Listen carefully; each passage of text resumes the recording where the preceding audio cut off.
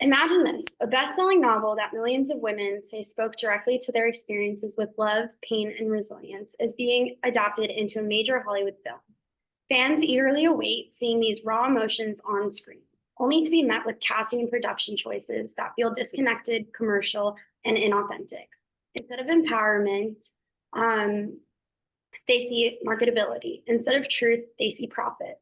This is not just about the film, it's about a system where the people in power, mostly men, make the decisions that shape how women's stories are told, who gets to tell them, and ultimately how they are remembered. The recent film adaptation of It Ends With Us illustrates this tension. It provides a lens into the deeper gender inequalities that continue to shape Hollywood. Hi, my name is Vidisha. I'm here to present my thesis on rewriting the script, transforming gendered storytelling in Hollywood. So to start off with a little bit of background, It Ends With Us, which was written by Colleen Hoover, is a best-selling novel about trauma and healing, which was recently made into a Hollywood movie, and it sparked a lot of backlash within this last year over casting and creative decisions that felt disconnected from the story's core, as well as the adaptation became a flashpoint that exposed how systemic gender power dynamics distort not just who tells the story, but how it's said, what it's for, as well as what gets remembered. So essentially my research question was, how do gender-based power dynamics in Hollywood, highlighted by the adaptation of It Ends With Us, shape women-centered storytelling, and what interventions can promote more authentic representation? So I'm going to start off with just explaining the actors, starting off with the primary actors, which were the directors who kind of shape creative vision, make the decisions on what the story will be, how the characters are portrayed, as well as what gender dynamics there will be throughout the process. Then we go to the producers, who are mostly controlling the financing as well as the hiring, and also the balance between profitability as well as artistry. Then we have casting teams who select the actors and kind of see the talent versus marketability of the actors who are being placed in the film. And it also sparks debates on authenticity and bias. And then lastly, we have the lead actors, who are the public face of the film, obviously, and a lot of those choices can often trigger controversy around representation. Then for the secondary actors, I looked at studio executives, fans, and audience groups, media outlets. And then for tertiary actors, I looked at the professional guilds as well as social media platforms. So to look at the structures, I made a little bit of a cause and effect fishbone model. So starting off with the security aspect or structure, it kind of explains the industry faces like criticism for unsafe work environments, as well as power imbalances that weaken legal protections for women. Then going to the economic structure, it's that studio decisions, studio decisions prioritize profit over authenticity, sidelining diverse voices, favoring marketable choices, as well as perpetuating gender pay gaps. Then political and governmental structure was mostly, despite the Equal Employment Opportunity Commissions, the EEOC, investigations, weak enforcement allows Hollywood's global reach to continue spreading gender-biased narratives. And then lastly, we have social and cultural structures, which is the stereotypical storytelling and underrepresentation reinforce gender norms, while movements like the hashtag #MeToo movement, as well as the hashtag Time's Up, push back against the systemic bias. So now looking at the conflict map, this is kind of just an overview of the actors and the structures that I just talked about, but also the dynamics between how everything relates to each other. While doing this, I focused a lot more on communication as well as trust within the actors. So to go on to the needs part, I kind of created a Maslow's hierarchy of needs chart for each of the actors that I had mentioned. So starting off with the bottom, which is the psychological needs of fans. This is the basic access that they receive of the adaptation, whether it's a film turning into a movie turning into a novel. It's just a way to enjoy their like favorite stories through a different medium. So they seek a lot of comfort within the content as well as just understanding like how everything works. And then the safety needs are the casting team, actors, and crew. So they find their safety through the stability of employment as well as financial security, trying to keep that job reliability as well as strong industry reputation. Then we have belongingness and love needs, which are the directors and producers. So they are looking for collaboration as well as strong relationships within creative teams, and they aim to ensure films connect both the studio and the audience together. Then we have the esteem needs, which are the studio executives, and they are basically just driven through recognition, looking for profitable, critically acclaimed films, so awards and different ways to be seen.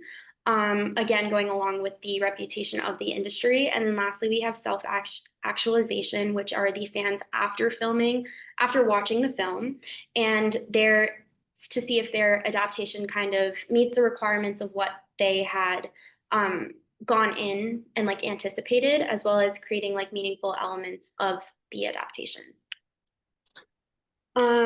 So for strategic goal, I kind of came up with the idea of being able to transform the conversation with studio executives to create greater equality and authentic representation between men and women in the film industry to ensure that women's stories are told with accuracy and respect.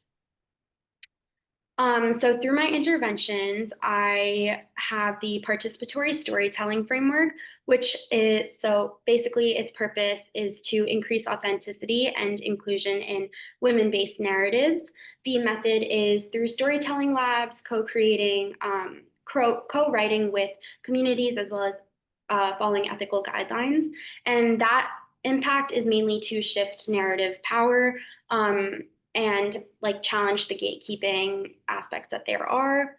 Mandatory quota hiring policies ensure that women's leadership in creative and decision-making roles are effective. So through that, the method would be, for example, having 45% of women be in key roles in the adaptation, or having audits and being more transparent about how many women are a part of a team.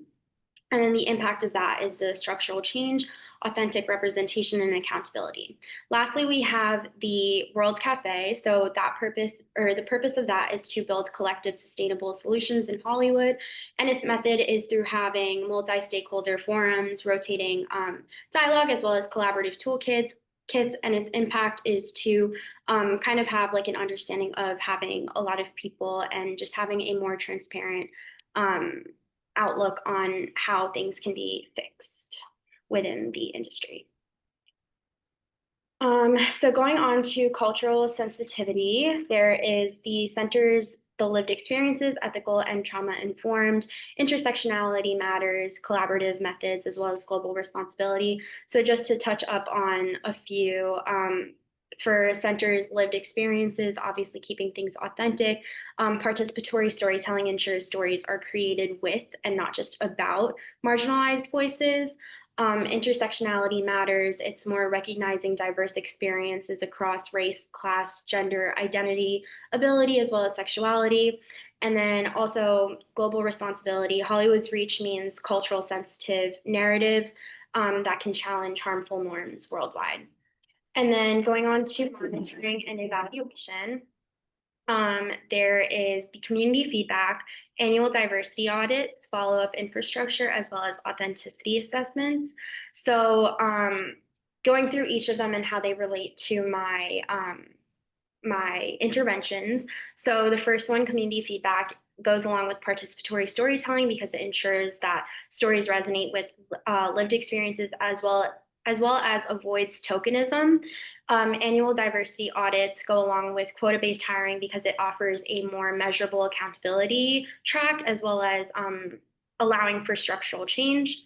Follow-up infrastructure is that ensures conversations turn into actual action from World Cafes, which include policies, pilot programs, as well as coalition commitments. And then lastly, we have authenticity assessments, which are kind of ties together all the interventions because it evaluates whether women-centered narratives feel real and inclusive and not just performative. So just going over sustaining changes as well as risking inactivity, plus my social network map. Just going through it quickly. Sustainability strategies include institutional buy-in, transparent accountability, talent development pipelines, as well as ongoing dialogue and collaboration. Counterfactuals, if there's no action taken, then it just creates misrepresentation that persists, then superficial reforms, lost audience and market potential, as well as global harm.